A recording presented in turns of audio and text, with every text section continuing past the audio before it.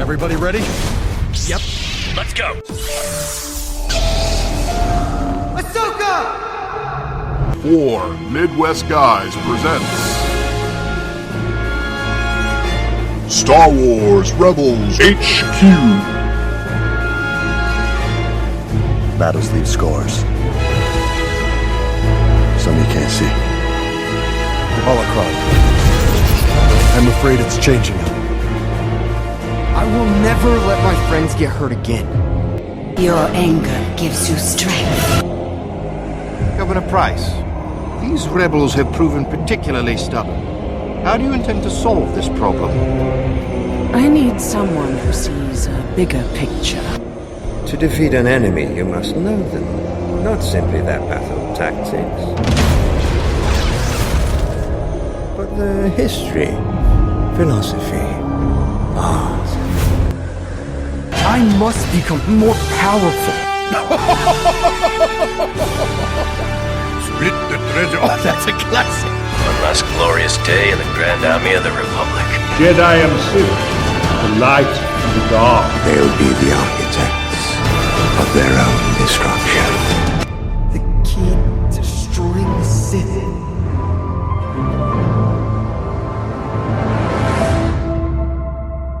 Hello, everybody, and welcome back to For Midwest Guys Presents Star Wars Rebels HQ. Tonight we'll be reviewing Season 3, Episode 20, Twin Suns. And here with me to do that today is my brother Aaron. How's it going, man? How's it going, dude? Yeah, that's all right. All right. Mr. Eckbauer couldn't be with us. He's back working that mandatory overtime. Slave to the job. Slave to the job. Aren't we all?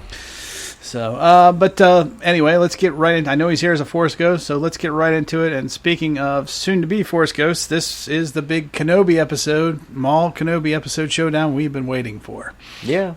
So, let's go right into it then. So, right off the beginning, I like to call it just Maul lost in the desert. He has kind of a Khan moment, to use a Star Trek reference, if I may. Really? I kind of went back to the Vader, no. See, I totally went, he quotes, he goes, "Lost, I'm lost, and yet I can feel his presence. So close, I can see him in my mind's eye. Kenobi! Kenobi!" It was like, it's more like Shatner's Khan. Khan, yeah, very much so. Okay. Yeah, so, this kind of, to me, though, this kind of answered a question, because when Maul saw the twin sons when they remerged their minds, I was like, man, he's going to be so far ahead of Ezra. Ezra has no idea where Kenobi is, but Maul does. But apparently, I get the sense from this episode, the opening, that he's just been wandering the planet for a while. Well, a week or so, yeah. Maybe more. Yeah. It's weird, like, he doesn't actually have a ship unless he was in a similar scenario as you see Ezra in later on. Yeah. Because he is just walking around where it'd been so much easier just to kind of fly about or something, right? It would be, but I actually think Kenobi is sending him on a wild goose chase. I get that feeling. Yeah. Like, he can't find him. Kenobi keeps moving around, and he can't find him. He can't lure him out, and that's why he has to call to Ezra. Yeah, to bring him out of hiding. It does come across that way. Yeah, I think it even makes reference to it later on. It's like he wouldn't have survived so long if he could be found that easily. Right, exactly. So, yeah, it definitely does come across like he's either very good at hiding his tracks or at sending kind of a wild goose out, to be chased. Yeah, I think he's doing it on purpose. I think he's doing it also because his job is to protect Luke Skywalker.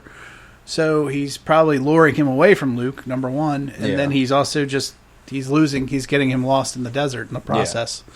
So I think that also shows how maybe more strong in the light side, at least maybe from a wisdom perspective, he's become over this time in solitude. It might not even be like a Force sort of thing as much as just kind of the tricks of old age sort of thing, kind of, picked up a few things here and there and just got really good at hiding himself. It's very good. It's very possible.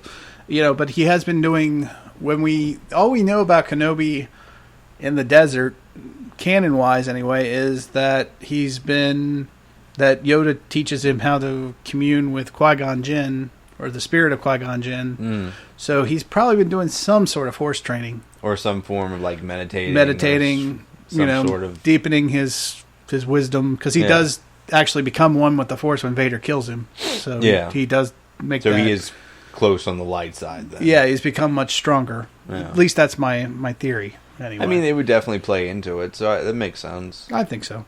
But yeah, so Maul kind of realizes that he has to lure him out of hiding, and well, either that or it's pretty much if he doesn't find him soon, he's going to die of dehydration. Well, that too, yeah, right. Yeah. I mean, frustration, dehydration. Like, don't get me wrong, he might have like gotten some water off, some random people he's killed here and there, but it doesn't seem like they're too often. Yeah, I think Maul is probably a heck of a survivor, but yeah, I would think even Tatooine. Well, I mean, at this point, he's pretty much come back from the dead, twice? Well, really, almost. Well, he's been cut in half. That right there is a hell of a thing to come back from. And then I'm assuming he fought the Emperor. He fought the Emperor, survived that. Of course, that was by the Emperor's will, only at the end. But still, he survives that. And yeah, he's kind of like the Energizer Bunny, man. He takes a licking and just keeps on ticking. Yeah, so that's kind of a good point to make. Like, you pretty much see him from episode 1 up until this point just keep on surviving. Yeah. Like, pretty much surviving everything that's tried to kill him so far. Which is close to everyone. Right. Yeah. But he has this realization. He's like, I've got to draw him out. And so, apparently, he still has one very, very small, tiny piece of the holocron. The Sith holocron. Yeah, which in his I was hand. not aware that you could take a piece off, sort of thing. I didn't either, but I guess because he has this one piece, he can still activate the main Sith holocron. Yeah. And therefore that interacts with the main Jedi holocron. Both shattered, mind you. Yeah. And that sets that whole thing in motion. Yeah, there's a lot of manipulation on Maul's part. Like, it kind of shows how crafty he is in his own way. Yeah. Very like, much not so. only do you have the manipulation of that, but then you have Ezra out in the desert, and you have him giving him false illusions and these almost Oasis tricks sort of thing. Well, yeah, I think it was.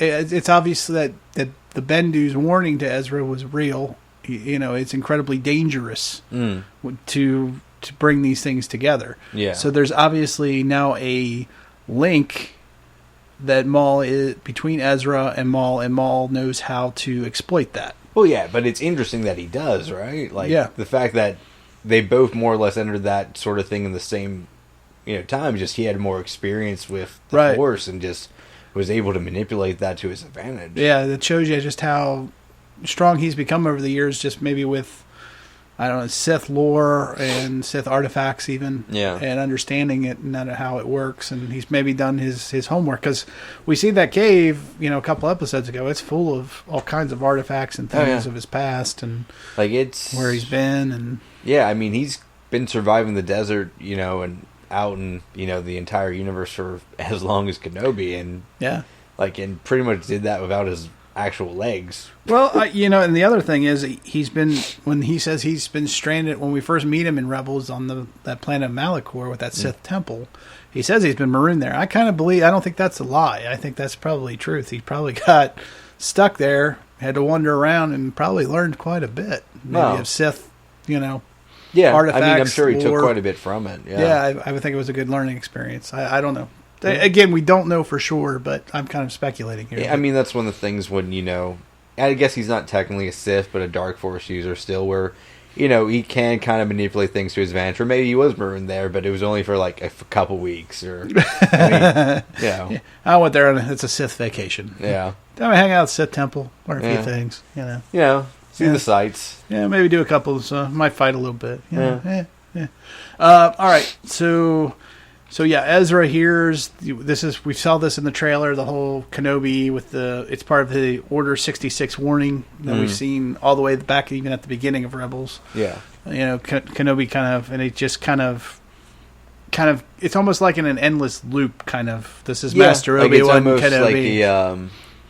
Like a old video that's just played on a feedback sort of thing. Yeah. It's just it's kind of in the holocron still. Just kind of stuck in a loop. Yeah. And then you also hear through the Sith holocron, once he enters the room, you hear him. It's hard to understand, but it's actually Maul yelling Kenobi. Yeah. And that's what sets Ezra off. And he goes, "Uh-oh, he's close." Or that's the fear anyway. That's his fear, right? Yeah. And that's what Maul's playing off of anyway. So it's interesting. I also found it interesting in the scene when we get with Rex a little later on. how he says no one wants Master Kenobi to be alive more than him, more than Rex does. But and then he goes on to say that Senator Organa has confirmed his death. So this kind of a small piece of confirmation that Organa's not only he's keeping Obi-Wan's secret from the Empire, he's keeping Obi-Wan's secret from just about everybody. Yeah, it's one of those fool your friends and fool your enemies sort of thing. Or at least it comes across that way. Yeah. So pretty much the only people that would know Kenobi is alive are kind of on a need-to-know basis, I guess. Yeah, and because I found it's interesting to me that this is going on because we know from Rogue One that Mon Mothma knows that he's alive. Yeah. Because she says your Jedi friend, or at least she knows that he knows a Jedi. Maybe not as so much as Obi-Wan, but so it implies Kenobi though. So it was kind of an interesting I don't know, little tidbit, I guess. It was like, oh, okay. So yeah, he's lying to everybody. He's covering up he's covering for Kenobi and well, yeah, I mean, it's one of those things like if you have anyone spreading rumors that a Jedi's still alive, then you have Inquisitors or you have Vader chasing after him, right? Yeah. On the Emperor's orders? Precisely, yeah. Well, Vader would probably be chasing him because that's... We've talked about it before. Vader is... I think Vader's main source for the dark side power is his need for revenge against Kenobi. Yeah. He's always looking for Kenobi. He hates Kenobi. Kenobi. So you think Vader and Maul had a lot in common in their hatred for Kenobi? Then? Yeah, very much so. Yeah, it's their drive, right? For Vader especially, he's his father figure as a child, as Anakin, but he's placed all of his blame and his pain and everything that has happened to him. He's put it all on Kenobi. Yeah, even if it's not 100% true, but in his mind, it's all Kenobi's fault. Yeah. And that starts right from the time. So you view that as more like a parental anger sort of thing? Oh yeah, absolutely. I mean, as soon as we see it in Revenge of the Sith, where he's screaming, "I hate you." Of course, he's cut off all his limbs, but one. Yeah. So yeah, well, that's where I feel like you're going to be a little annoyed if you lose all your limbs. But even before that, in Episode 2, he's talking about how Obi-Wan's holding him back. I'm better, I'm stronger than Obi-Wan. Blah blah blah. And it's already starting there. Yeah. The resentment, and that's kind of like that father-son stuff. But still, so yeah. Whereas with Maul, it kind of comes across as just more adversarial. With Maul, it's just Maul wants him to feel his pain that he's caused him. And we see that in the Clone Wars with the Satine in the Mandalore arc, because he kills Satine in front of Obi-Wan in order to make Obi-Wan feel his pain, blah, blah, blah. Well, kind of, but I mean, that's also part of just Maul kind of messing with him in his own rise to power. Yeah, now this time around, I feel like Maul feels like his time he's getting older. He feels like he just wants to finish old business. Yeah, his usefulness is coming to an end, and and that's why he says he's looking for hope at the beginning of this season. I think he's looking for a purpose. Yeah, and when he finds out Kenobi's alive, he's like, aha, that's why I still exist. That's my destiny, is to fight him, to kill him, or potentially kill him, or him kill me. Yeah, that's how he's looking at it. At least that's my interpretation. But that's fair. Yeah. So, but getting back to that scene, I thought, here's Hera again kind of throwing the rebellion back in Ezra's face a little bit. You think so? A little bit, yeah, because she's like, we're preparing. I mean, she's making a valid point.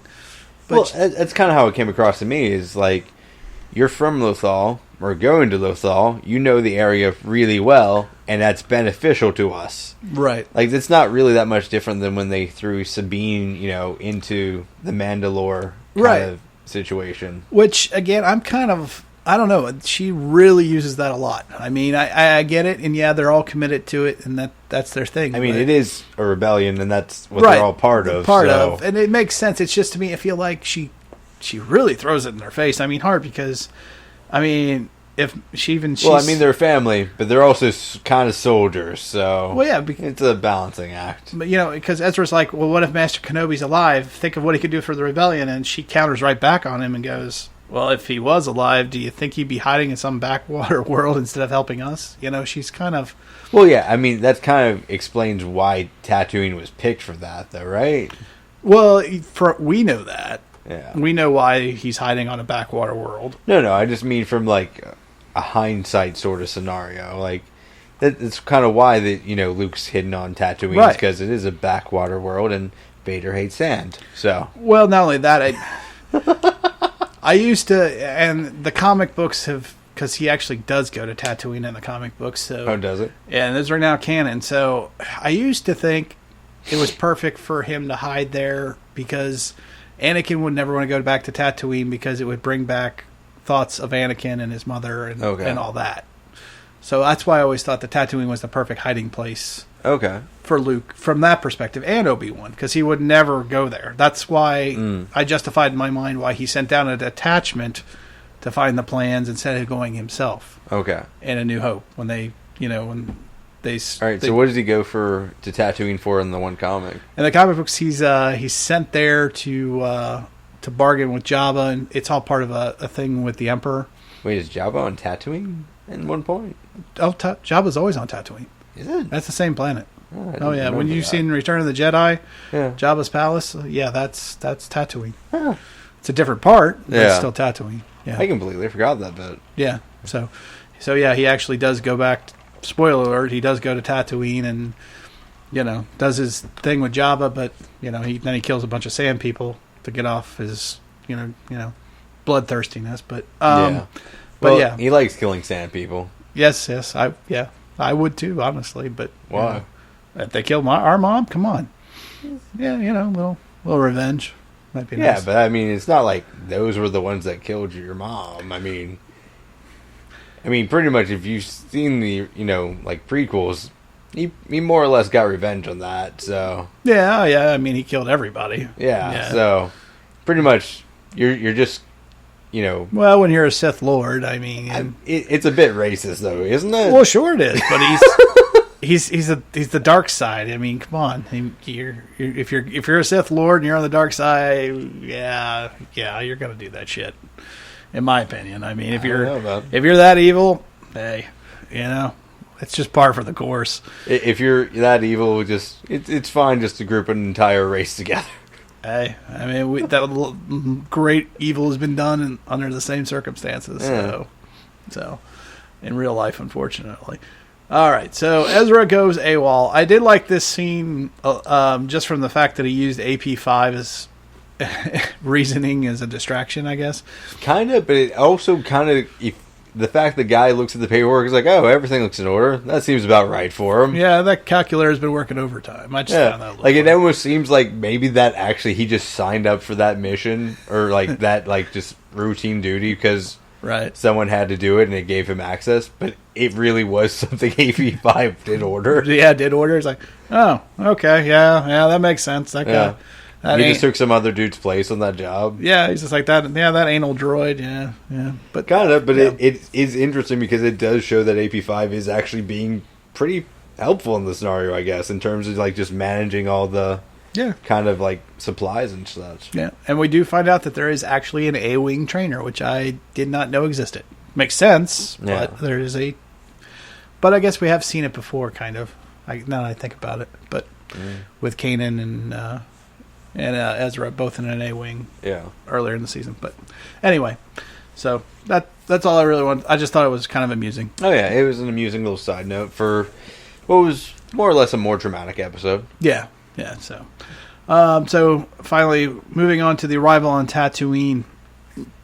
I kind of like how he uses the Force. Obviously, he finds out Chopper is stowed away, and then he kind of just uses the Force and tells Chopper where to fly. Yeah. He's trying to rely on the holocrons to lead him to where he needs to go. In fact, he goes, okay, Master Kenobi, if you're down there, show me something. He still thinks, even though Maul's manipulating him, he still thinks that, that he's linked to Kenobi through the holocron. Well, even when he actually does figure out that it's a trap a scene later and, he realizes there's another, holocron piece and all that, even later on, he does seem like he thinks he's following Kenobi's guidance and to a certain extent. Yeah, and he has no idea. And it's funny because obviously those holocrons lead him into a trap with the Sand People, which obviously Maul sets up for him. Which I don't know if he sets up the thing with the Raiders themselves. I think he does because he leaves it right there under that rock and. He lands right there, and the Sand People are right there. Yeah, but then he just kills them. Yeah, because they've served their purpose. His I don't know. Like, I'm not sure if that was part of the plan as much as just he wanted to get the drop on Ezra. I think he wanted Ezra's ship destroyed. Okay. But he didn't want it to be him doing it. He didn't want Ezra to see it was Maul doing it. Okay. So, I can see your point on that. So yeah, I think the Sand People were just a means to an end. Yeah. But it was good to see the Sand People again. It was kind of cool, you know. Yeah, they're still just as annoying. Oh yeah. Yeah.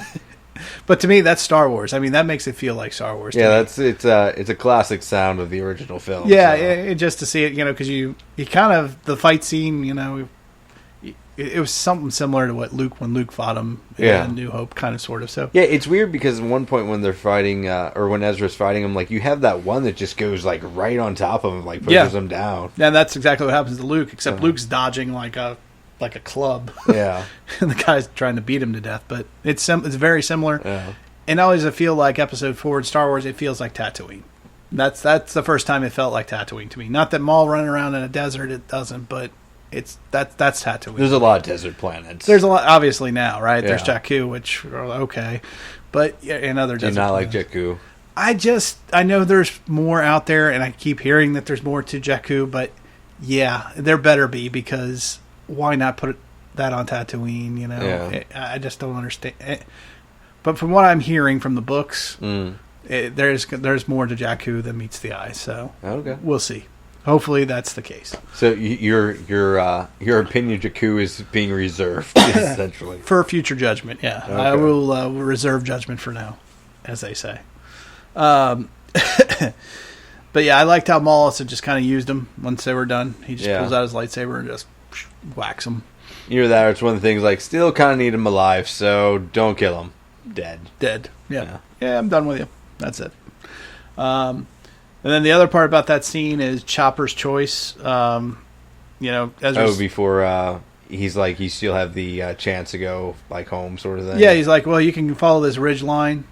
Okay, yeah. You know, because he sees Maul out in the desert, and he's like, well, I'm going to go that way. He sees that vision, and he starts going that way. Like the hallucination. Yeah, and then, so he's literally going out in the middle of the desert. Yeah, it's interesting there because you actually see Chopper have that sort of, like, look in the direction he was going to go, then the ridgeline's safe, and then look back and forth, of make that decision. And to me, that's very reminiscent, again, of A New Hope, because R2-D2 does that with C-3PO. Though it's also kind of interesting with Chopper, like, the noises he makes in this are very, like, Kenny-like from South Park. Like, you almost actually can understand what he's saying in this episode. You know what I liked about the whole thing? Not only the looking back and forth, but he actually sighs. At the end, he's like... Well, it's like, funny because after the ship blows up, you can almost hear him being like, well, what now? Because, like, it really is really close to, like, the words, like, that that they're implying. Very much so. Like, it really does sound like they just muffled someone's voice and, like, made little electronic beeping sounds over it. Yeah, and Ezra just doesn't give a shit. I mean, he's just like, I'm going, you can either follow or you can go that way, pal. I don't really care. Like, yeah, I know that's not good for droids, but fuck it. Yeah, exactly. But yeah, I love the sigh. The sigh was just perfect. That's the first time I've ever seen a droid sigh, I guess. It's like, oh, okay, that's pretty funny. Yeah. Like, you can just see, like, the disappointment on his face of, like, oh, damn it. He's like, son of a... Yeah, that'd be funny if they actually got him to do the womp, womp, womp, womp, son of a bitch. Yeah. But anyway. So they wander off into the desert. There's the sandstorm. I actually thought the sandstorm scene was like kind of like small, but I thought it was subtle and it did its job well. It would, like you see him kind of like lost. You see like Chopper struggling to get by in it, like, and you have Ezra like calling out like, "Come on, push forward," sort of thing. Right. Like I thought it did like its role really well. Well, it definitely puts them in a real distress situation, and then you have the Maul's in Ezra's head the whole time. Yeah. You know, just taunting him. Really. Yeah. You know, he's like, you know, draw him out. Your pain, your sorrow, it calls to him. You know? Yeah, and then he's just like. Just beating him down. Just like you failed everyone sort of thing. Yeah, and once the storm is out, he ceased to exhaust it. Chopper's battery goes dead. Yeah, which was kind of an interesting scene. I've never. It's just like a car stalling out almost. But I mean, at the same time, like clearly he's struggling through this whole scenario. The fact that he didn't have just like sand just destroying like like electronics and shit for him. Right. Itself is kind of amazing, but like it's struggling through that for like hours on end. Like I don't know if we've ever really discussed the battery life for a droid, but it has to be like within a day. Well, depending on what, and again, it might be the circumstances too, like you're saying. We don't know if he's fully charged when they leave, number one. Yeah. And number two, the sandstorm, we don't know how long they're in the desert really either. Yeah. It could be a couple days for all we know. Probably not, but yeah, also the wear and tear. And it's funny, when they come out of that sandstorm, it was similar to how R2-D2 and C-3PO look after wandering around the desert. They got Chop's got like oil and mud mixed kind of coming out the seams of his joints. I mean, you almost have that almost on Ezra as well. Yeah, Ezra's covered in it. Yeah. They did a really nice job with that too, because he stays dirty all the way till the end of the episode, which is it's pretty good continuity. Even by the time he gets back to like the base, he's still covered in sand and crap. Yeah, I mean that's kind of sand though. Like it. Yeah. If you're ever out in the sandstorm, man, it's fucking everywhere. It gets coarse. It's everywhere. I hate sand. I don't know. It's okay. It's just like gets in your socks and such. But yeah, hey, Anakin had a point after all, right? But yeah, so Chopper's battery dies, and that's when Maul and Ezra's blaming himself, saying he should have stayed home, and that's when Maul hits him again. He goes, "You failed your friends. You failed. He is dead. You led him to me, and I killed him. And that's." And then you see that's where Maul literally has the vision of Maul trying to cut at him. He throws his lightsaber at him. Well, it's almost like he tries slashing at Maul, and then just like he loses his balance and almost like just throws it back. Yeah, and he just collapses after that. That's like it's just like a desperation. Yeah, like no, and then that's it. Yeah, like he was just expecting something to bounce off of, like in terms of like another lightsaber or something. Something along those lines. In some ways, I wish they had almost kept... I know they couldn't have, but it would have been cool if they had kept Kenobi a secret. Somewhat, because when he walks up, it's pretty cool. Like, for me, it was kind of cool just watching him walk up, even though he's got the hood over him. It's Kenobi. He's got the tattered robes on, and that would have been pretty sweet to keep secret, but that's just me. I don't know. I feel like how they kind of played it up was fine. Like, I don't think you had to really go for a huge mystery thing. Also, with the audience, he's kind of going for a little younger, so maybe you kind of want to kind of project that a little bit for their benefit. Probably. It just would have been cool because you would have known it's Tatooine and you'd been like, where's Kenobi? Where's Kenobi? And there he is. Yeah. I don't know. Maybe that's just me. All right, so let's get to the coolest part of the episode. I like to call it just a fire in the desert, or you just call it the duel. But before the duel, they have... there's a really cool back and forth between Ezra and Kenobi. It's a nice mentorship sort of thing. Yeah, even though it's very brief. It felt very much like Ben Kenobi and Luke Skywalker again in very many ways. Yeah, kinda. It has that sort of element. It's interesting seeing how they actually have Kenobi talk in this in comparison to Clone Wars, because it is much closer to what you have in like. Episode 4. Oh yeah, this is no longer Obi-Wan Kenobi. There's a difference in my mind. There's Obi-Wan Kenobi, which is Ewan McGregor and his portrayal, and then there is Ben Kenobi, which is Sir Alec Guinness and his thing. And the Steve Stanton, who does the voice, is almost dead on. It's very close, very close to. But it's interesting in terms of how they animated, because it is actually kind of a nice blend. Of like the actors. And you know what else I liked about how they animated him is he's not, by the time we see him in A New Hope, he's fully white. Yeah. He still has just a touch of color in his beard, still a little bit of brown in his mustache and his beard. And I liked that. Yeah. Because this is still about 2 years before A New Hope. So they actually do take a little bit of detail. Yeah, like it's a kind of nice blending of the character. The character, yeah. But yeah, I mean, his voice was just dead on. I mean, right from not just even the voice, but just like the pacing of it as well. Like just not like the mannerisms that kind of go along with it. Well, even like the pitch of his voice. I can't do Kenobi real well, but even right from the first line he says to Ezra, he goes, "You're in the wrong place, Ezra Bridger." I mean, that's Alec Guinness. I mean, he takes it up and it goes back down. Yeah. Obi-Wan Kenobi. That's a name I haven't heard in a long time. Same. That's horrible, but it's the same thing. There's the that sentence, fluctuation. Yeah, the fluctuation, the pitch. He's got it dead on. Yeah, it's a very good impression, essentially. And I guess he's been doing it a while, from what I understand. He's a lot of the Star Wars games, including Disney 3.0, Infinity 3.0 being the latest. Okay. He does the voice for Ben Kenobi. Oh, that's cool. Yeah, so which is pretty cool. But yeah, so yeah, you're in the wrong place, Ezra Bridger. He knows Ezra, ? I actually kind of assumed he got that from Chopper. Because he does, like, kind of speak to R2 a little bit in A New Hope. And Chopper is pretty much kind of charging by this point. He's kind of up and running on the little lantern battery thing. Okay. That was my assumption, anyway. I didn't even think about that. So that's an interesting point. I didn't think about him. Were you thinking it was more of like a Force connection sort of thing? Because if Yoda can reach out through the Force to Ezra Bridger, then I would think he could do the same, especially if Kenobi is communing with Qui-Gon Jinn. Yeah. Then I would think he could easily do the same with Yoda. I don't know. Did they ever actually show Qui-Gon Jinn as like a Force ghost sort of thing, or in the Clone Wars 1 episode? Yes. Okay. And that's the Mortis trilogy.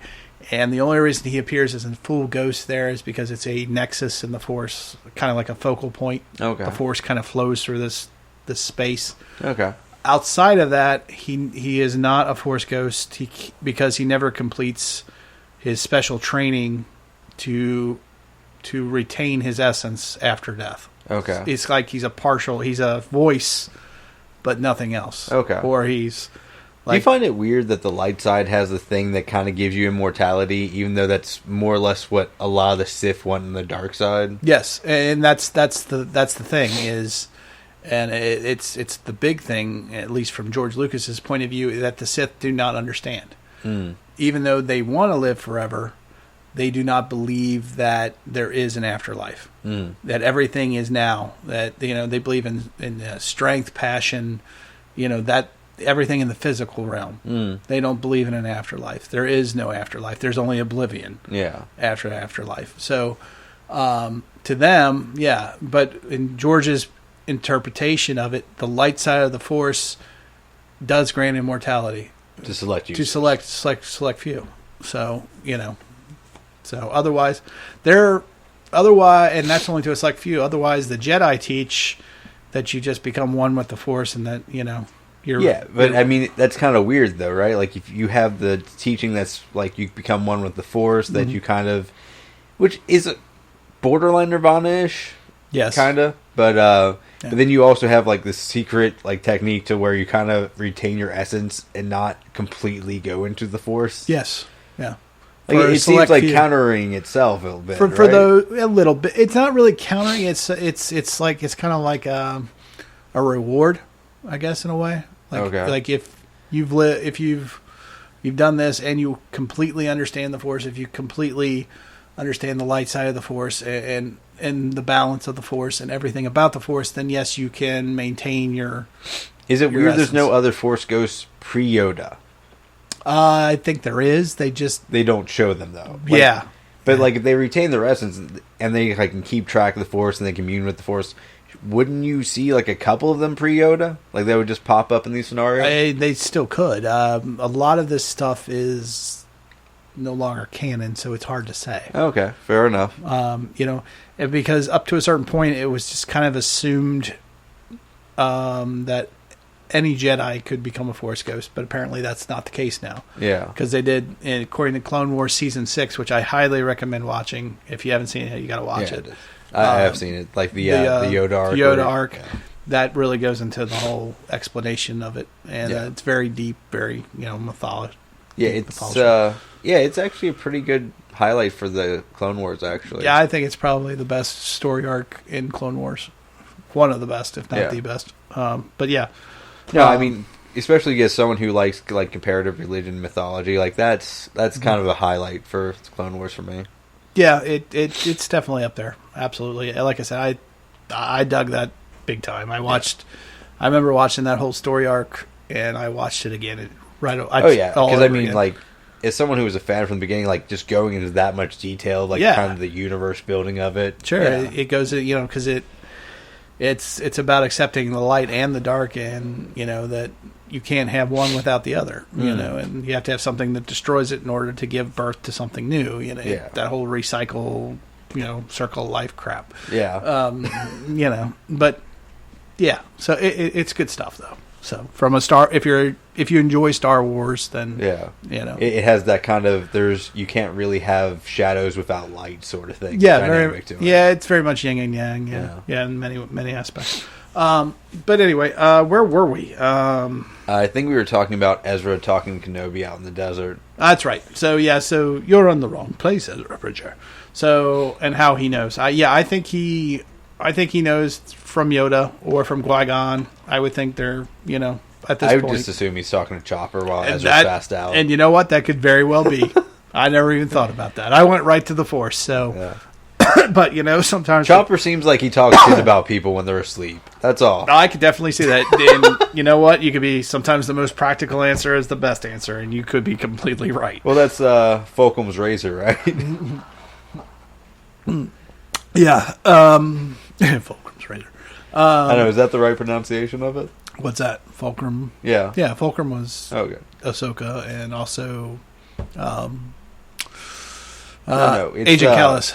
No, there's like the scientific principle, like the most plausible explanation or the simplest explanation tends to be the most right. Oh, yeah, I don't know if it... Or am I saying it wrong? I don't think... I'm probably saying it wrong. I can't remember. I know what you're talking about, though. Is it Occam's razor? No. It's something. Yeah. I'll look it up later. Yep. I'm sure people will scream at us later. Oh, yeah. Definitely. If you know, please contact 4midwestguys@gmail.com. Shows how good my memory is. So yeah, so Ezra finally meets Obi-Wan Kenobi. He's like, I've come to warn you about Maul. And then that's when Obi hits him with his foolish line, which is classic Obi-Wan Kenobi to me. Yeah. One does not survive for as long as I have by being foolish, you know. And that it's borderline smart ass. It is. Yeah. It is. It's kind of like, well, duh. Yeah, I know he's here. And not only does he already know, but he also has no intention of fighting him, which is pretty interesting to me. Well, he said he has no intention of fighting him, though it's unavoidable at this point. At this point, because Ezra's here now. Yeah, but if Ezra didn't show up, if he wasn't lured out, he was just going to keep avoiding him. He was going to keep avoiding him, keep him going in circles until he went crazy, it sounded like. Yeah. Which is much worse than fighting him.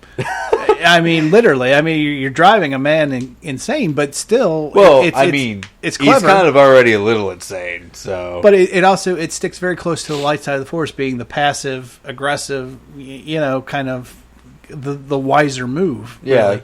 Just being like, well, you never lose a battle you don't have to fight, sort of thing. Well, and he's not really being a coward. He's just he's finding a different way to fight Maul. Either that or just assuming it's an unnecessary battle. It's unnecessary. His primary job is to protect Luke. If he can win this way, then so be it. You know, and still get the same result. Kinda. Exert less force, same result. Yeah. No violence. Yeah. So, I thought that was very Maybe interesting. he just thought Maul would get bored and wander off. But that might have happened if he hadn't come to Ezra. He may either that or gone mad. Yeah. Completely gone crazy out in the middle of nowhere. Just keep killing raiders. Yeah, probably. Because really, after all the Dark Force users killing them, you wouldn't think there's that many left by episode 4. You would think so, right? But, I don't know. Just entire tribes. You would think there'd be whole tribes just like with like pictures of Vader, like like a most wanted poster, or pictures of Anakin, even like warning, stay away from this god. If you see anyone with a red lightsaber, run. Red, blue, or otherwise, run. Yeah. So, but yeah, but but then Ezra's like, well, the holocrons, they told me, that Kenobi would be the one that. You'll be the one to destroy the Sith. He's like, well, that's news to me almost. He doesn't use those exact words, but it's like it's pretty close. It's like, really? That's kind first I heard of it. That's exactly what he says. Yeah. First I've heard of it. Once again, bit of a smart ass. But it kind of fits the character. But it fits. Well. It's that that wise ass sage. Yeah. There we go. And then Ezra adds, well, the rebellion needs your help to defeat the Empire. And then Kenobi throws it right back in his face again. Well, you already have what you need, but you seem to be throwing it all away. Yeah. I mean, throwing it right back in his face.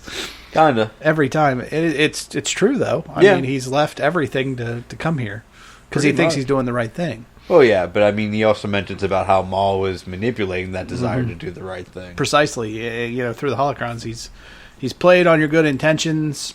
It also has a weird kind of line where he's talking about how the truth is somewhat like subjective. Well, and what's funny about that line is it reminds me very much of, well, what I told you was true from a certain point of view. It very much so. Yeah, that whole line about. In fact, I think I got it written down in here somewhere.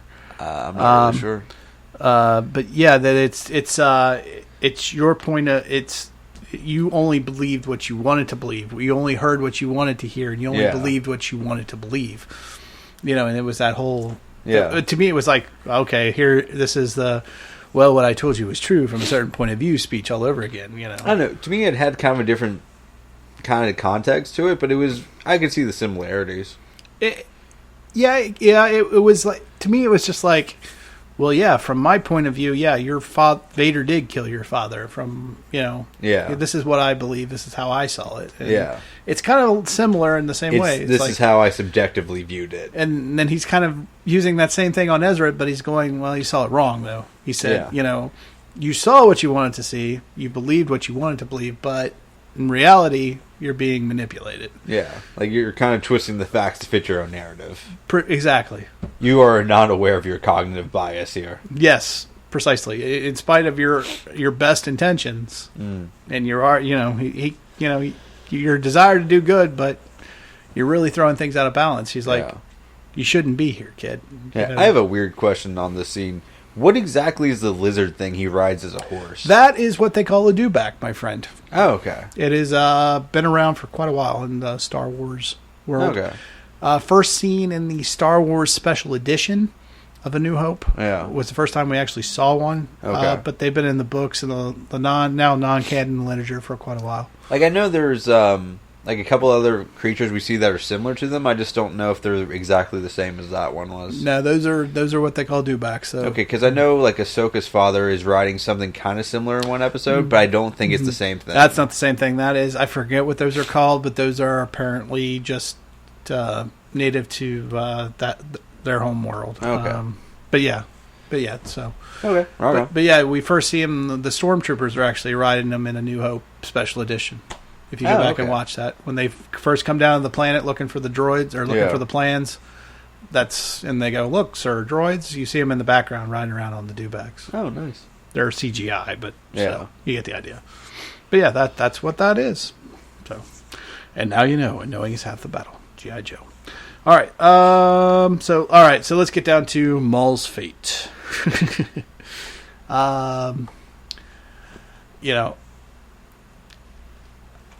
This scene was just, and I almost gave a dramatic pause.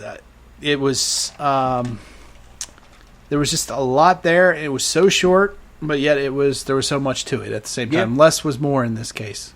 I mean, it wasn't the fight scene or like the scene I was expecting, but I actually did enjoy it, and it had a lot of throwbacks to like a lot of old samurai films. I kind of dig in that regard to how it was shot and like how quickly it was. Yeah. So, like you see their feet kind of digging in the sand, even kind of like you kind of have like kind of them reading each other, and then just it's done. It's done and it's over, really quick. But like, if you ever seen like Seven Samurai or like the old Zatoichi films or any of those like kind of classic like samurai films, like you have a lot of those almost Western style like quick draw sort of. Yeah, he just pulls out his sword real quick and then the guys just drop. Yeah, pretty much. It was very similar to that.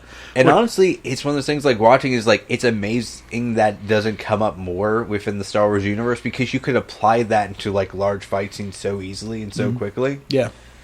And it actually, if you look at like Lucas's like inspirations for a lot of Star Wars scenes, it is a lot of old like Akira Kurosawa stuff. Oh, absolutely. He borrows heavily from Kurosawa. So it's kind of amazing you don't see that old school samurai fight scene thing kind of pop up more. I think because in all the movies the duel has become such a big deal, right? Yeah. It's all about it's the climax of the movie usually. So they're always drawn out a little bit more. Oh, yeah. I can kind of see it. It's just especially with the cartoon series where it does allow you the freedom to do that sort of thing more often. It's weird that this is the first time it really seems like that's come up. Yeah, and it works brilliantly too because everybody was, when the build up to this thing was huge, and everybody was kind of already talking about, well, it'd be great to see the Duel of the Fates again. Episode 1, we're going to see it again, and I'm like, even in the back of my mind, I'm like, no, you can't do that. Because in 2 years he's gonna fight Vader, and that duel is not very elaborate. It's not really. It's fighting in a hallway, and there's not much to it. We don't see a lot of it anyway. Yeah, and so you can't. I was wondering in the back of my mind. I'm like, you can't do that. How are they going to get away with this? Like, how do you have like a grand Yoda jumping everywhere sort of fight scene, and then just sticks in the air, crossing blades and kind of doing the like it's just kind of a block strike, and that's basically all it is, really, when you get down to it. Yeah, there's no jumping. It's pretty basic. The original film didn't really have that sort of. Well, they didn't have the technology. Well, not just that, but they didn't have the choreography for anything that much more advanced. They did some choreography work actually in their training before they did A New Hope, but it wasn't anything like it is today. Yeah, it's not like what's his name that played Darth Maul in the movies, Ray Park, who was an actual trained martial artist and stuff like that. None of that existed, at least not in the Star Wars world. So, or at least they didn't take that over from like old kung fu films or anything. Precisely. So, to make this transition and to make it seem right in the storyline, because in 2 years you're going to see that fight. I was wondering how they were going to do it, and this was brilliant. Yeah. Short, sweet, to the point. And we're going to break it down here in a minute, but I just thought we'd do the overview of it. I thought it was overview. Brilliant. I was actually really impressed with the scene. I thought it was done really well. I mean, not only do you have just the very quick fight scene, you have like the kind of reading each other in stances, and like it was really well done, even though, once again, not what I was expecting out of the scene. No, not at all. I wasn't either. I was like, because even in the back of my mind, man, if they make this too elaborate, this is not going to feel right for A New Hope. But yeah, this was perfect. Absolutely brilliant. So let's break down the scene. We're going to go step by step through this. So we'll start with even right out of the gate, the few lines they say to each other, which I think is worth talking about. I led him to you. Let me make this right. Ezra's like, I want to make this right. Let me fight him. And that's when Obi-Wan goes, that's not your responsibility. I will mend this old wound. Now, that's a big deal because old wound, those of us in the Star Wars comic world will know there was a comic series, I think it was called Visions, and there was one particular comic called Old Wounds in which Obi-Wan fights a resurrected Maul with robot legs. Yeah. And on Tatooine. The only difference is that Maul knows about Luke Skywalker and is using that to get Obi-Wan out of hiding. So kind of similar to the storyline we have here, just using Luke in place of Ezra. Precisely. So I thought that was number one. There's a good nod and saying, "Hey, we're using your story, but not really, but we are." They kind of are. But it's a nice a homage. Anyway. Yeah, it's a nice homage to it. So, but I mean, that's kind of what we've seen with the extended universe up until this point. Anyways, just kind of taking what works, what was a kind of a good piece, and kind of integrating into the storyline, in a way that works. Yeah, I thought it worked really well. So, nice nod. So, bringing back old canon in a new way. So, what they do best, really, at Rebels. Yeah, honestly.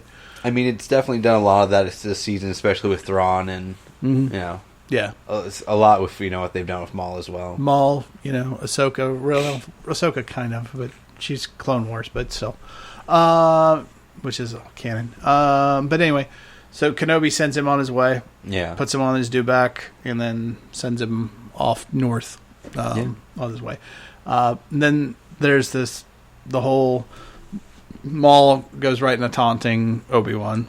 It is definitely the dark side's kind of approached this a lot of times. Yeah, he just wants to piss him off. He goes, "Look at what you've become. What a desert rat." Yeah. But I love Kenobi's comeback to these lines. He's like, "Look what I've risen above." I've come to kill you, but maybe I may think it'd be worse to leave you here festering in your own squalor. Kenobi comes back at him. Maul, you have nothing because you solely defined yourself and by your power to take life and to dominate others. Yeah, it's a very good light side response. Yeah. In critique of the dark force. Light. Yeah. It really is just a philosophical back and forth between the light and the dark side. Though I think it's kind of interesting because you see Maul's reaction when he's talking about, you have a purpose here, don't you? Oh, yeah. You see, his eyes just light up. It's like, oh, shit, how you still have a reason to keep going. That's why you're on this fucking rabbit hole. It's interesting, though, this back and forth to me, it just shows to me how much Kenobi has grown. To me, I would say he's almost as strong as Yoda as far as the Force and knowledge and wisdom at this point in time. Possibly. Maybe not in physical stature anymore, either one of them really, yeah. or where they were, but as far as maybe just understanding the Force and really... It definitely shows progress from the last time you see him in Clone Wars. Yeah. It definitely... and don't get me wrong, Maul is a shadow and a shell of his former self by this point, too. I mean, you have somebody who's very strong in the light, kind of at the peak of his knowledge in the Force, old wise sage versus a very old, broken down, battered... Yeah, I mean, you look at Maul, Maul. He survived, but he's survived, not thrived, right? Right. And it's almost a lesson okay, this is what happens if you do it right, and this is what happens if you take the quick and easy path. That is a way of looking at it, yeah. Follow the dark side, so to speak, which I thought was kind of cool. But getting back to your point, Aaron, where you're like, Maul figures out through the Force that Kenobi's not only on Tatooine, not to protect something, but someone. Well, I thought he kind of picked up on that just from reading his body language and figuring out his motivations for being there. Oh, yeah. You see him questioning why are you on this filthy hole? Well, it almost took me back to Jedi with Vader. And, they're underneath the steps and Luke's hiding. Yeah. And he's trying to lure Luke out, and he's like, your sister, so you have a twin sister. Yeah. Now your feelings have betrayed her too. He's trying to agitate the whole time, and eventually he does. He gets Luke to come out, well, if you will not turn to the dark side, perhaps your sister will, and that's what sends Luke into a rage. Yeah. But still, I don't know, to me it didn't seem like at this point he was really looking to agitate him so much as just he was fascinated by it. Because he had Kenobi having what he lacked, which was a purpose, a motivation, a driving force. No, that's a good point. Because here you really have Maul kind of clinging on to something. Yeah. Whereas Kenobi is, standing strong in his convictions, more or less.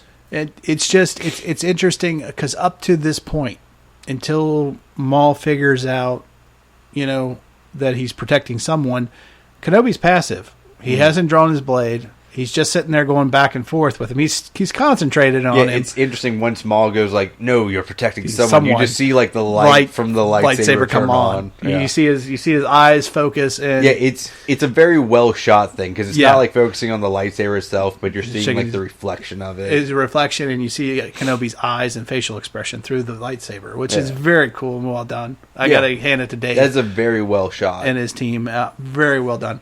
From that moment on, he's like, all right, now I have to kill you. You found out my secret. Yeah, because that's his purpose. That's why he's there. Right. He's there to protect Luke. He can't let Maul just find Luke. He can't. It just can't happen. So that's what I thought was very interesting. Yeah. So let's break down the duel itself. Most people would probably watch it and go, well, that was really quick and that was over. There wasn't much to it. But if you look at it closer, and they hand at this in the Star Wars Rebels Recon show that they're after, behind the scenes show, and I did a little digging on it, and they're right. It was done intentionally. So Obi-Wan starts off with his Revenge of the Sith pose, which is the lightsaber over his head. Yeah, it's the two fingers pointing out kind of deal, which we see when he fights General Grievous. Almost like a classic, rapier, parry sort of. Yes, move. kind of over his head, like in a stabbing position, and then his hand out. Except it's two fingers is what he uses. But then he changes. He changes his fighting stance. He holds the blade out front at first, and then he holds the blade back and up and towards his head. Now, Almost baseball bats. Almost baseball, yeah. Almost like he's going to swing for the fences. It's a good analogy. Now, for those of you who've said, I've seen this before, you have. Now, obviously, it's a different Jedi fighting style, and there are 7 of them. But it's the same one used by his master, Qui-Gon Jinn, in The Phantom Menace. When Qui-Gon first brings his blade up to fight in that scene with Maul, he's in the same stance. Yeah. So, there it is. Also, Maul, when he starts his move, when he actually uses the same jump move when he starts the duel, he does that flip. That's also from the Phantom Menace. So it kind of goes into a very similar sort of pattern as the fight in Phantom Menace against Very Qui-Gon much Jinn. so. In fact, Maul goes right into the kill move that he used on Qui-Gon Jinn. Now, for those of you who can't see it, basically what happens is in this duel at the end with Qui-Gon Jinn, right before he kills him, he uses the middle of his lightsaber to knock kind of Qui-Gon in the forehead and kind of disorient him before moving around and running his blade through him. It's kind of a blunt attack with the center of the lightsaber. Yeah, it catches Qui-Gon off guard enough that he goes in for the final blow, and he runs his lightsaber through him. Yeah. The difference here, though, is Kenobi counters that and then just literally cuts the lightsaber in half and literally through Maul's abdomen. Yeah. I don't know. Do you think that was kind of like just a muscle memory sort of response to that scenario for Maul? I think it could have been. I think he may have even recognized it as intentional. I don't know. But I think Kenobi outsmarted him, though. Yeah. Using it because Maul maybe saw that stance and said, okay, I know the counter to that. This has worked before. Yeah. Tried to use it on Kenobi, and Kenobi's I've seen that before, and used it against, took advantage of it and used it against him. Right. So yeah, for those that is actually a pretty interesting observation because that's not one I would have made actually after just watching it. And you don't the first time you watched it because the first time I watched it, I was like, I was literally like speechless and I was stunned. I was like, that's over that quickly. Yeah, I think that's the first response is like, wow, that really was kind of just a very quick like old school samurai duel. Yeah, I was just like, oh my god, it's over. It literally is over in seconds. But when I went back and I rewatched this thing probably 5 or 6 times because of how quick it is, like if you're not slowing it down, it's kind of it's probably easy to miss. It is because once again, I didn't notice that at all. And then I broke it down. I was like, and then I watched the after show. I was like, I've seen that before. And I saw the after show, and sure enough, yeah, it's the exact same move. Yeah, he's literally going to use the middle of his lightsaber, his 2-blade lightsaber, to just punch him in the face. Punch him in the face with it, like he did with Qui-Gon, and then use the death blow. Yeah, but I got to be honest. In Maul's defense, that's probably if you're worried about 2 edges of a lightsaber coming at you from either side. Mm-hmm. It's probably really easy to forget that you can be attacked by the center bit as well. Right. And there's probably a reason that's a good tactic to use in a lot of cases. It really is, because like you're saying, if you're worried about like defending on one side or the other, like what side is it going to come from, you might not be that worried about like just getting punched in the face. Yeah. And then... so it was really effective, and it was awesome to see that once I discovered that. I was like, oh my god, it's a nice nod to it, yeah. Very nice nod back to it. And it's all about, and that's one of the things I love about Dave Filoni is he likes to connect things back in, kind of reflections of the past forward, that whole... Yeah, and it doesn't come across like just a cheap self-reference sort of thing. Right. Like, it's not just meta for the point of it. In this case, it actually serves a purpose, and it actually, plays into the mythos. Yeah, and it works in the episode itself, by itself. Yeah. And then, again, there's even more flashbacks, because right after he, Maul drops his lightsabers, Kenobi grabs him, and he's holding him. Yeah. That's happened before, too. It happened with Qui-Gon. It happened after Maul killed Satine. He's almost the same position. It's almost kind of freaky. Essentially, just they like showing Kenobi just holding dead people. Holding dead people, yeah. But it's a different thing. It's not a necrophilic sort of hint at thing? No, I definitely don't want to go there. But it's kind of interesting, though, because he's holding his dead master. He's holding his dead love interest, and then finally he's holding his dead rival in his hands. It's kind of strange. You almost do have kind of weird, touching moments like there towards Maul's demise, though. Oh yeah, like you see him almost giving Maul like hope before he's dead. Yeah, and we're gonna go into in length on the whole Chosen One thing because I've got an answer because that's set the internet on fire apparently. But it's interesting because it's just I love how he just keeps over and over and over again. We see this time and time again, and it's just reflections of the past, like a history repeating itself, sort of thing. Yeah, it's very, very cool. All right, so let's address Maul asking, "Is he the Chosen One?" And Kenobi obviously answers, "He is." Yeah. Obviously, everybody that gives you the sense that that he's asking, the Maul's asking about who he discovered. He doesn't know his name, but he's like, before the duel begins again, he says, "You're protecting someone." So he's asking about this someone, and he says, "Is he the Chosen One?" And Kenobi says he is. Therefore, Kenobi is saying that Luke is the Chosen One.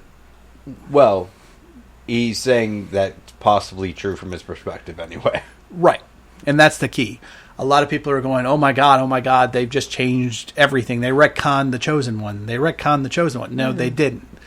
From Kenobi's point of view, from a certain point of view, once again, the Chosen, Luke to him is the Chosen One. Anakin to him is gone. Yeah. He thinks Anakin is a lost cause. He doesn't believe there is any Anakin Skywalker left. Yeah. At this point. That he has been consumed. He believes Yoda when Yoda has said, now after fighting him, that, gone that boy is, consumed by Darth Vader.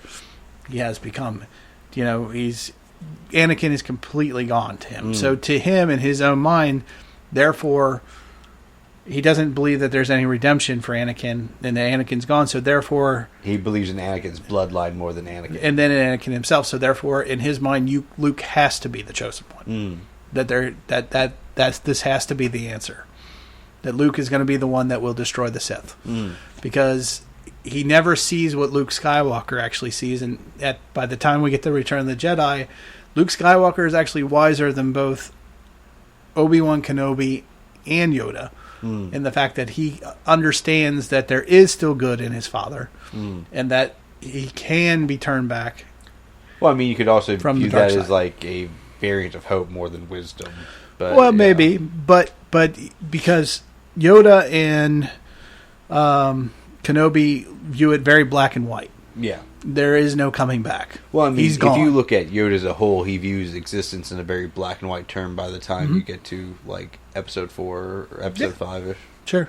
And from their point of view, Anakin cannot come back. Anakin's gone.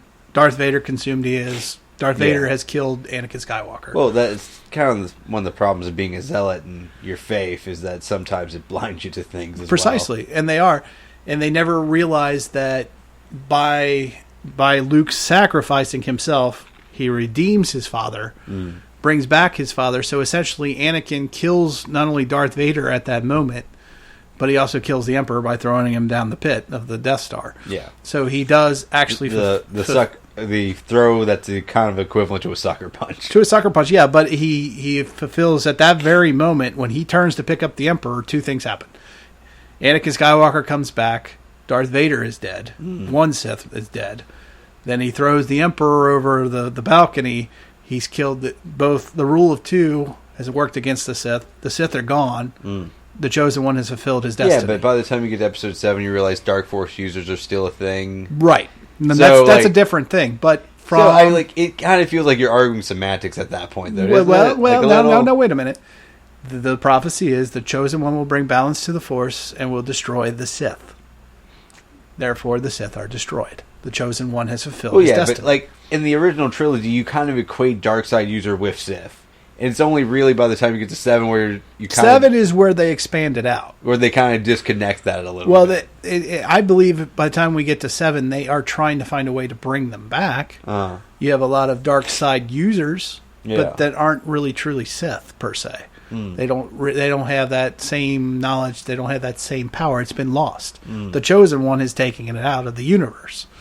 Well, yeah, but once again, going back to like the Clone Wars and the whole Yoda saga. Like it seems like it's a natural part of the universe. It is, and that's why it's so it's always back. going to like return. It's like you're always going to. It's just going to take a different form, right? Also, I mean, you can make an argument that the fact that you used to have thousands of Jedi and only like 1 or 2 Sith, and Vader more or less evened it out, so there was 1 or 2 of each, kind of brought balance to the Force in its own way. Well, yeah, and if you go, and Bane is currently not canon, but I don't see how they're going to. Well, actually, he is canon through the Clone Wars now, because he's the one that comes up with the Rule 2. But before the Rule 2, you had thousands of Jedi, you had thousands of Sith. Yeah.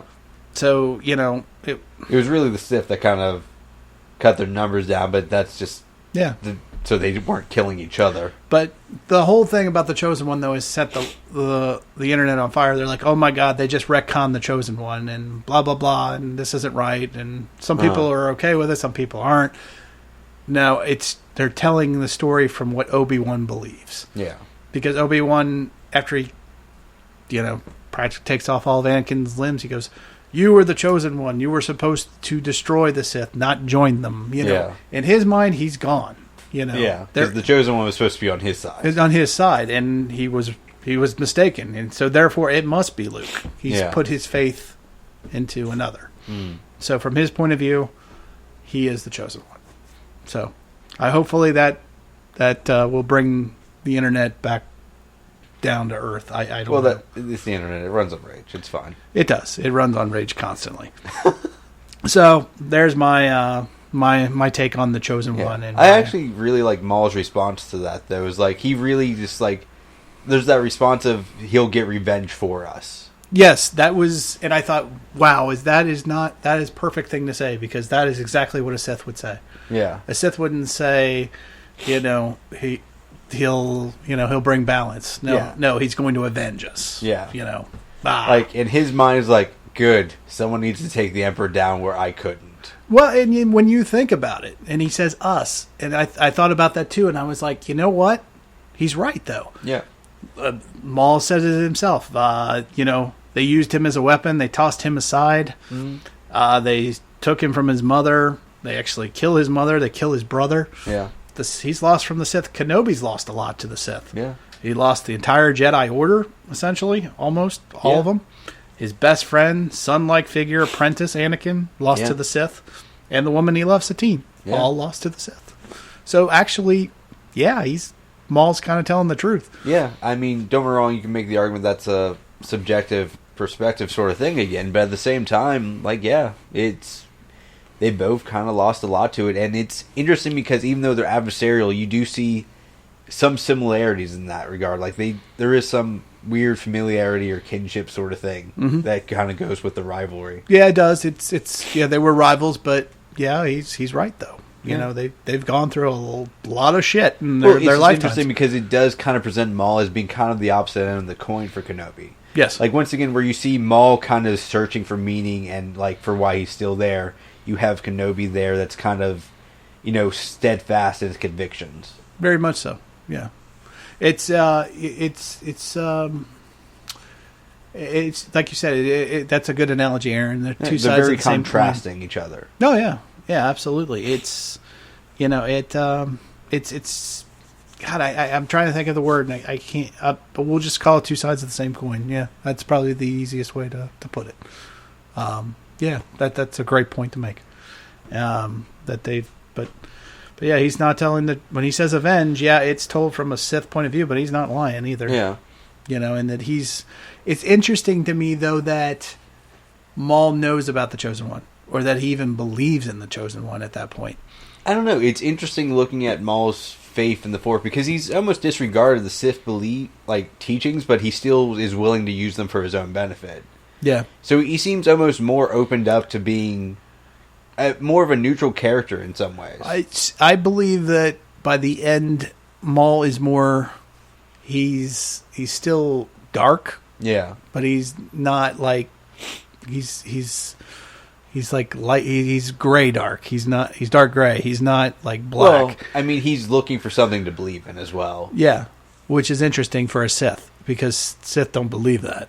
That shows that he's growing beyond his Sith teachings. Well, yeah, but I mean, he abandoned the Sith, or the Sith abandoned him. Yeah. So Yeah, is he still evil? Well, yeah, he's still evil, but he's more dark gray than black. Though it is funny, he's still, like, even up towards, like, the last scene of Ezra, he still, like, views him as this potential apprentice. And, like, and he actually seems really fond of that idea. He's like, yeah, I'll see you soon, apprentice. If he, if he lives, I'll come find you. You better damn well believe it. Yeah. Yeah.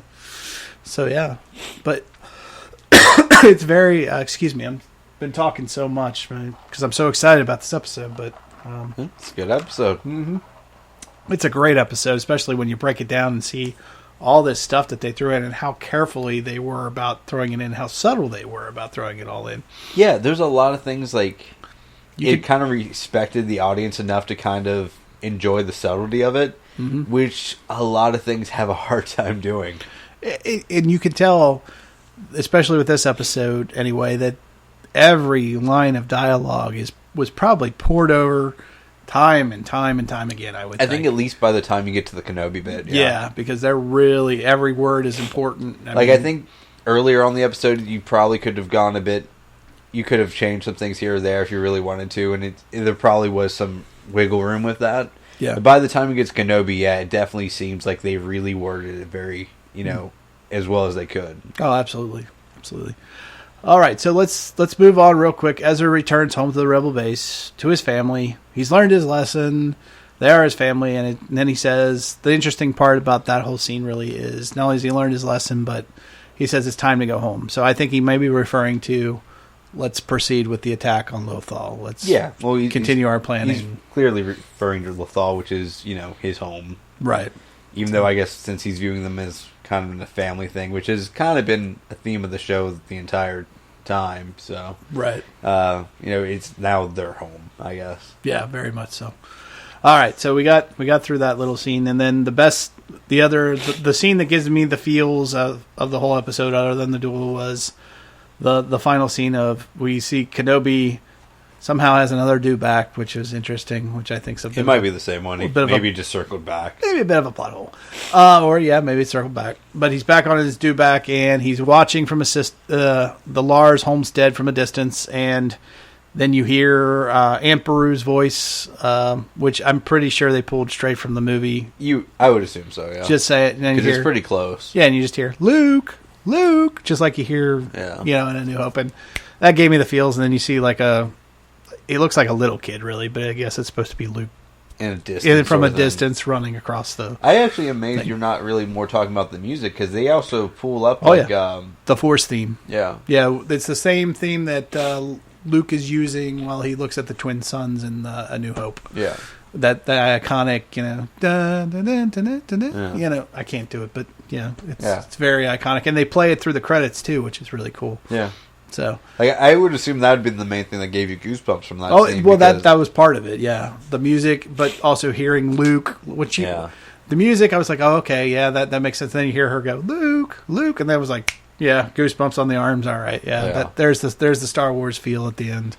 Yeah, I mean, it kind of shows how close this is getting to A New Hope. Oh, yeah, we're literally knocking on the door almost. Yeah. We're 2 years away at this point, supposedly. Yeah.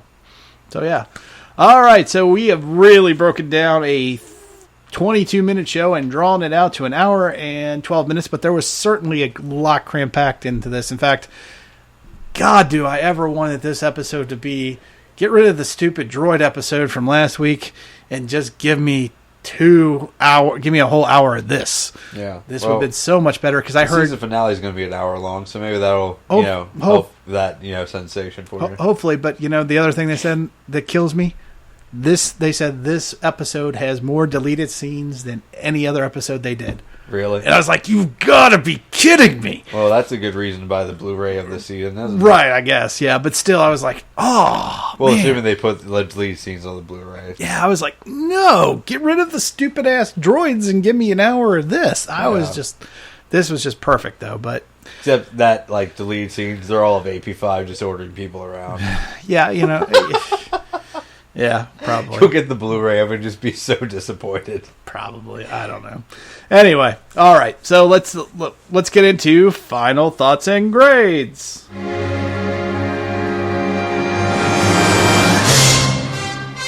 All right, Aaron, your final thought and grade for Twin Suns. I think this is an episode you kind of have to give an A for this, season. Yeah. Like, there's a lot of that's done subtly. You have the very quick kind of duel scene, but it's played out so well. You have that dynamic between Kenobi and Ezra, as well as Kenobi and Maul, and I think it played out almost perfectly. Yeah, absolutely.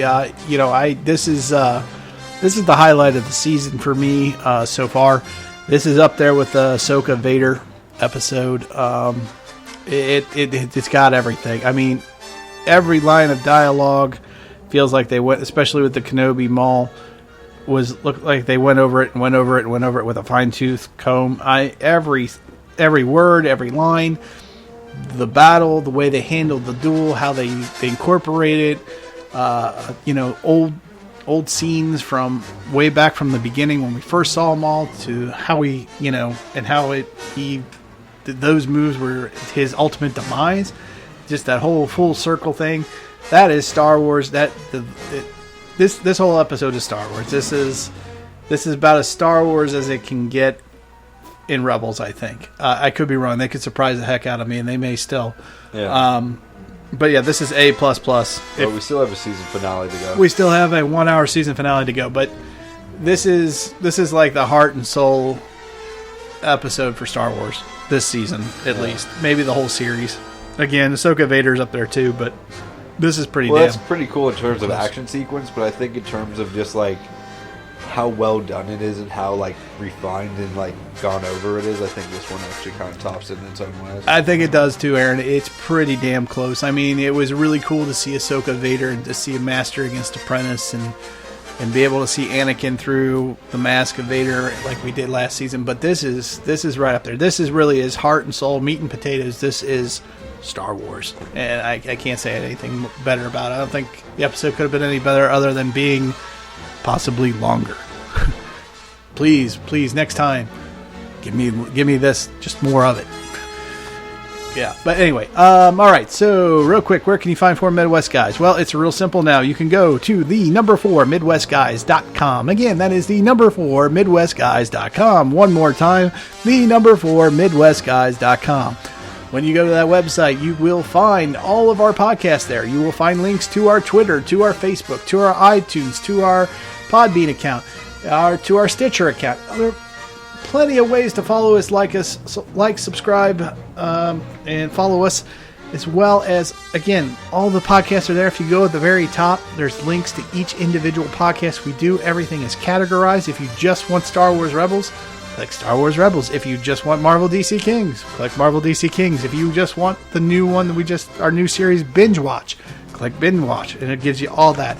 Everything you need there. There's plenty of ways to reach out to us. There's even a contact us link in there as well. You can send us a quick email and a little form, and it sends an email to us. Plenty of ways to reach out to us through Twitter, Facebook, everything. One-stop shop. Again, that is the 4midwestguys.com. One more time, the 4midwestguys.com. All right, well, Aaron, thanks for joining us, sir. Yeah, no problem. And for B. Willie saying, may the Force be with you always.